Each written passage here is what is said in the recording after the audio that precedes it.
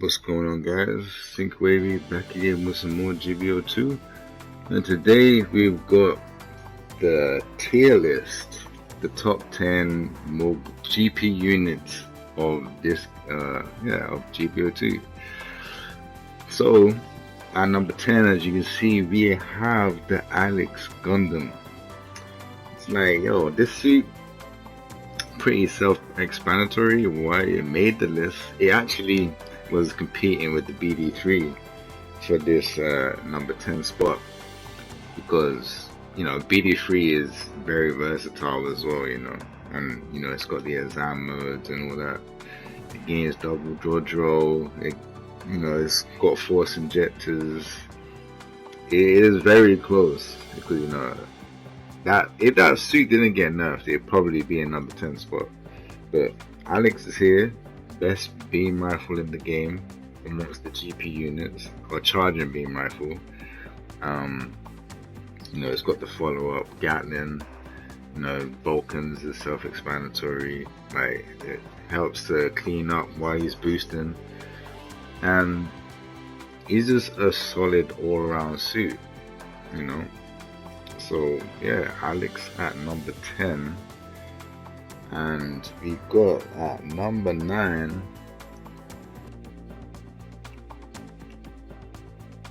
we have the GPO1, and this makes it number 9.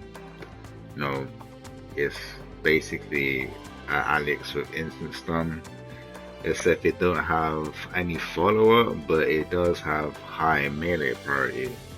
It's relatively easy, it's tanky. It's got the ground compatibility. I feel like it's a good spot to put it in number 9 spot.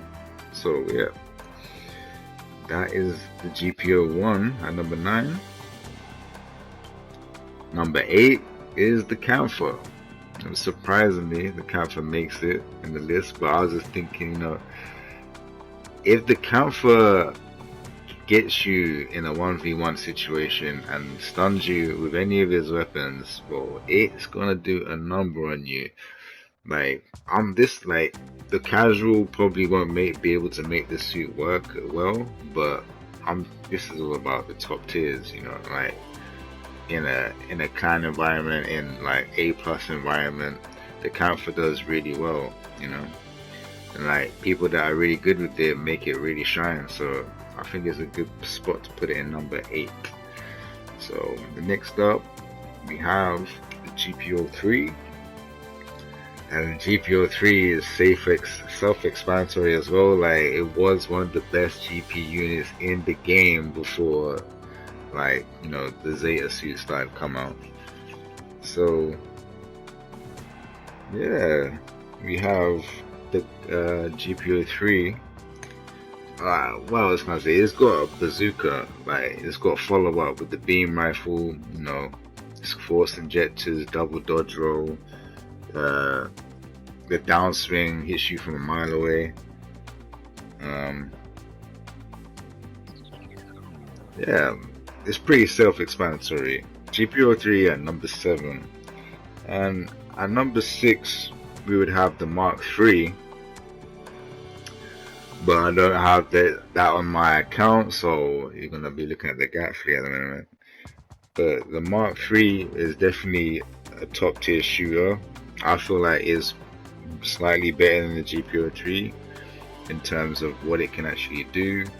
Piercing beam rifle, cannons on the shoulder, like very good follow up, pretty reliable because it's like 2 beams. The beam rifle pierces. It's actually got a really good downswing, like it does pretty high damage. It was pretty tough, with the GPO3 and Mark III, pretty tough, but I feel like the Mark III overall is a better suit, and what its role is as well, kind of an all-round suit. More towards the support side of it, but I feel like it deserves that spot at number 6.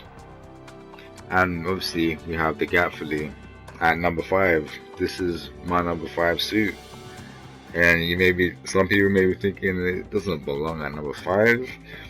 Well, my opinion, like I was explained a lot about it so far, and I feel like it does better than the GPO3 and Mark 3 and the Mark 3. Does better than GPO3 in terms of it has a better shooting capabilities than the GPO3 and the Mark 3. It can shoot further than both of those suits, and the melee damage is sick. Like, I've already showed the combo, so go check that out. Next up, we would have the DJ at number 4, and the DJ is another self-explanatory suit. It basically, it's got the shrapnel bazooka to stop rays in its tracks, stops mobile armor suits in its tracks. So I feel like it's a really good, it has a really good double stun potential. DJ at number 4, and as you can see already on the screen, Mark II at number 3. And this suit, like, it was my baby for a long time until the Zetacom. Mark II is the best close range combat suit, close range GP unit in the game currently. Can beat out all the suits underneath it, and pretty much beat out all the suits above it too. But it's not as versatile as the guys above it. That's my only opinion. That's why I have it at number 3. I mean, top 3, bro. Mark II is still a decent suit. 500, 550, you could take that in the 600 room at 500 and it'll still do work, you know what I mean? That's why it's at number 3 spot. And up next, a little bit more versatile in my opinion, the Ashima. So now, this is the debate, because Ashima is probably the best shooting suit in the game currently. But my debate with it is that Gatfully is very similar to this suit, right? In terms of, like, it shares different energy between mobile armor and mobile suit modes. Yes, this suit has better DPS and piercing, I'm gonna give it that, but the Gatfully has better melee. Like, that's 100% facts. It's better, it's more tankier in terms of the stats. This suit requires help, and so does the Gatfully require help. Yeah, it needs help in its melee department. This suit requires help in its beam department. But I'm gonna give Ashima second place because it's way more versatile. It is faster, and it's technically a smaller build. It's tall, but it's not as fat, as the Gatfully is. And the Gatfully is 120 speed, so it's pretty slow.